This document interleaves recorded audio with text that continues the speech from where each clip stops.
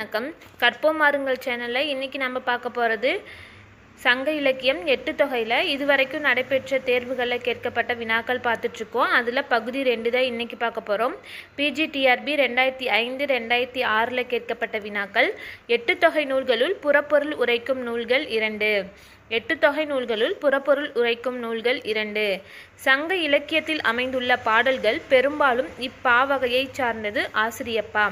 சங்க இலக்கியத்துள் அமைந்துள்ள பாடல்கள் பெரும்பாலும் இப்பாவகையை சார்ந்தவை. ஆசிரியப்பா. கோப்பெருஞ்சோழனுக்கும் அவனுடைய மக்களுக்கும் பகைமை ஏற்பட்ட போது அது போராக மூளாதபடி தடுத்த புலவர் பிசிராந்தையார். கோப்பெருஞ்சோழனுக்கும் அவனுடைய மக்களுக்கும் பகைமை ஏற்பட்ட போது அது போராக மூளாதபடி தடுத்த புலவர் பிசிராந்தையார். யாதும் ஊரை யாவரும் கேளிர் என தொடங்கும் பாடலை இயற்றிய புலவர் கணியன் பூங்குன்றனார். யாதும் ஊரே யாவரும் கேளிர் என தொடங்கும் பாடலை இயற்றிய புலவர் கணியன் பூங்குன்றனார்.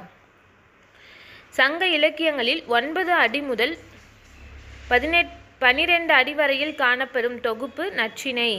சங்க இலக்கியங்களில் 9 அடி முதல் 12 அடி வரையில் காணப்பெறும் பாடல்கள் காணப்பெறும் தொகுப்பு நற்றிணை. நெடுந்தொகை என சிறப்பு பெயர் பெற்றது அகநானூறு. நெடுந்தொகை என சிறப்பு பெயர் பெற்றது அகநானூறு. PGTRB 2006 2007 கேட்கப்பட்ட வினாக்கள். 8 தொகையுள் காலத்தால் முற்பட்ட நூல் நற்றிணை. 8 தொகையுள் காலத்தால் முற்பட்ட நூல் நற்றிணை. சங்க இலக்கியத்தில் மிக குறைந்த அடிகளை உடைய நூல் ஐங்குறுநூறு. சங்க இலக்கியத்தில் மிக குறைந்த அடிகளை உடைய நூல் ஐங்குறுநூறு. குறுந்தொகை நூலை பதிப்பித்தவர் உப்பூரி குடிக்கிழார். குறுந்தொகை நூலை பதிப்பித்தவர் உப்பூரி குடிக்கிழார். அகநானூறு பின்வரும் அடிகளை கொண்டது. 13 முதல் 31 அடி வரை. அகநானூறு எத்தனை அடிகளை கொண்டது அப்படின்னு கேட்டால் 13 முதல் 31 அடி வரை. கலிப்பாவால் இயற்றப்பட்ட சங்க இலக்கிய பாடல் கலித்தொகை. கலிப்பாவால் இயற்றப்பட்ட சங்க இலக்கிய பாடல் கலித்தொகை. கோப்பெருஞ்சோழனோடு உயிர் நட்பு கொண்டு விளங்கியவர் பிசிராந்தையார். கோப்பெருஞ்சோழனோடு உயிர் நட்பு கொண்டு விளங்கியவர் பிசிராந்தையார். ஆற்றுதல் என்பது ஒன்று அளந்தவர்க்கு உதவுதல் எனும் வரிகள் இடம்பெறும் சங்க இலக்கியம் கலித்தொகை. ஆற்றுதல் என்பது ஒன்று அளந்தவர்க்கு உதவுதல் எனும் வரிகள் இடம்பெறும் சங்க இலக்கியம் கலித்தொகை. ஈயென இரத்தல் இழிந்ததன்று அதனை ஈயேன் என்றல் அதனினும் இழிந்ததன்று எனும் வரிகள் இடம்பெறும் சங்க இலக்கியம் புறநானூறு. ஈயேன இரத்தல் இழிந்ததன்று அதனை ஈயேன் என்றல் அதனினும் இழிந்ததன்று எனும் வரிகள் இடம்பெறும் சங்க இலக்கியம் புறநானூறு. யாதும் ஊரே யாவரும் கேளிர் என தொடங்கும் சங்க இலக்கிய பாடலை இயற்றிய புலவர் கணியன் பூங்குன்றனார். யாதும் ஊரே யாவரும் கேளிர் என தொடங்கும் சங்க இலக்கிய பாடலை இயற்றிய புலவர் கணியன் பூங்குன்றனார். 8 தொகை நூல்களில் இடம்பெறும் அகநூல்களின் எண்ணிக்கை 5. 8 தொகை நூல்களில் இடம்பெறும் அகநூல்களின் எண்ணிக்கை 5. இதற்கு முன்னாடி வருடத்தில் 8 தொகை நூல்களில் இடம்பெறும் புறநூல்களோட எண்ணிக்கை கேட்டிருந்தாங்க 2. இப்போ அகநூல்கள் பற்றி கேட்டிருக்காங்க 5. அகம்புறம் இரண்டும் கலந்தது ஒரே ஒரு நூல் மட்டும்தான் இருக்கும். அடுத்தது நெடுந்தொகை என்று அழைக்கப்படுவது அகநானூறு. இந்த கேள்வியும் இதோட 3-4 டைம் கேட்டாங்க. நெடுந்தொகை என்று அழைக்கப்படுவது அகநானூறு. சங்க இலக்கியத்தில் மருதத்திணை பாடல்களை சிறப்பாக பாடியவர் என்று போற்றப்படுபவர் ஓரம்போகியார். சங்க இலக்கியத்தில் மருதத்திணை பாடல்களை சிறப்பாக பாடியவர் என்று போற்றப்படுபவர் ஓரம்போகியார். PGTRB 2011-12 கேட்கப்பட்ட வினாக்கள். 70 பாடல்கள் இருந்து தற்போது 22 பாடல்கள் மட்டுமே கிடைக்கப்பெறும் நூல் பரிபாடல். 70 பாடல்கள் இருந்து தற்போது 22 பாடல்கள் மட்டுமே கிடைக்கப்பெறும் நூல் பரிபாடல். அறிவெனப்படுவது பேதையர் சொல் நோன்றல். அறிவெனப்படுவது பேதையர் சொல் நோன்றல். அகநானூற்றில் 2, 8 எண் கொண்ட பாடல்கள் எத்திணை பாடல்கள்? குறிஞ்சித்திணை பாடல்கள். அகநானூற்றில் 2, 8 எண் கொண்ட பாடல்கள் எத்திணை பாடல்கள்? குறிஞ்சித்திணை பாடல்கள். PGTRB 2012 2013 கேட்கப்பட்ட வினாக்கள். 3ஆம் தமிழ்ச்சங்கம் இருந்ததாக கருதப்படும் இடம் எது? மதுரை. 3ஆம் தமிழ்ச்சங்கம் இருந்ததாக கருதப்படும் இடம் எது? மதுரை. ஐங்குறுநூற்றின் கடவுள் வாழ்த்தை பாடியவர் யார்? பெருந்தேவனார். ஐங்குறுநூற்றின் கடவுள் வாழ்த்தை பாடியவர் யார்? பெருந்தேவனார். சரியான விடையை தேர்ந்தெடுக்க. 4 ஆப்ஷன் கொடுத்துருக்காங்க. இதில் எது சரியான விடை அப்படின்னு கேட்டிருக்காங்க. 5ஆம் பத்து பாடியவர் கடல் பிறகோட்டிய செங்குட்டுவன், இதுதான் சரியான விடை.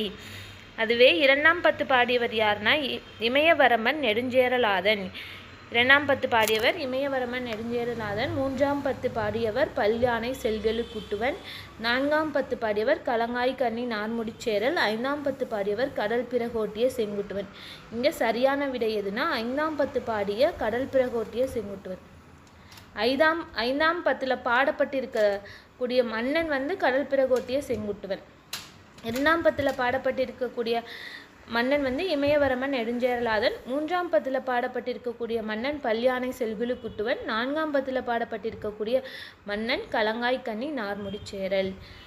வினா எண் 88. வடக்கிருந்து உயிர் நீத்த சோழ மன்னன் கோப்பெருஞ்சோழன். வடக்கிருந்து உயிர் நீத்த சோழ மன்னன் கோப்பெருஞ்சோழன். அடுத்ததாக சரியான விடையை தேர்ந்தெடுக்க. இதுலேயும் வந்து எது சரியான விடையோ அது மட்டும் சொல்லியிருக்காங்க. பாலைக்களி எழுதியவர் பெருங்கடுகோ, இதுதான் சரியான விடை. பாலைக்களி எழுதியவர் பெருங்கடுகோ சரியான விடை. வினா எண் 131. குளவி இறப்பினும் குளவி இறப்பினும் ஊன்தடி பிறப்பினும் என மான உணர்ச்சி மிகுந்த பாடலை பாடிய மன்னர் யார்னா சேரமான் கணைக்கால் இருமுறை. குளவி இருப்பினும் ஊன்தடி பிறப்பினும் என மான உணர்ச்சி மிகுந்த பாடலை பாடிய மன்னன் சேரமான் கணைக்கால் இருமுறை. பெரியோரை வியத்தலும் இளமே சிறியோரை இகழ்தல் அதனினும் இளமே என பாடியவர் கணியன் பூங்குன்றனார். பெரியோரை வியத்தலும் இளமே சிறியோரை இகழ்தல் அதனினும் இளமே என பாடியவர் கணியன் பூங்குன்றனார். உவமையால் பெயர் பெற்ற புலவர் கல்பொரு சிறுநுரையார். உவமையால் பெயர் பெற்ற புலவர் கல்பொரு சிறுநுரையார். கோப்பெருஞ்சோழனோடு பிசிராந்தையாரைப் போல நட்பு கொண்ட மற்றொரு புலவர் யார்? பொத்தியார். கோப்பெருஞ்சோழனோடு பிசிராந்தையாரைப் போல நட்பு கொண்ட மற்றொரு புலவர் பொத்தியார். எத்திசை செல்லினும் அத்திசை சோரை என பாடிய புலவர் யார்? ஔவையார். எத்திசை செல்லினும் அத்திசை சோரை என பாடிய புலவர் யார்? ஔவையார்.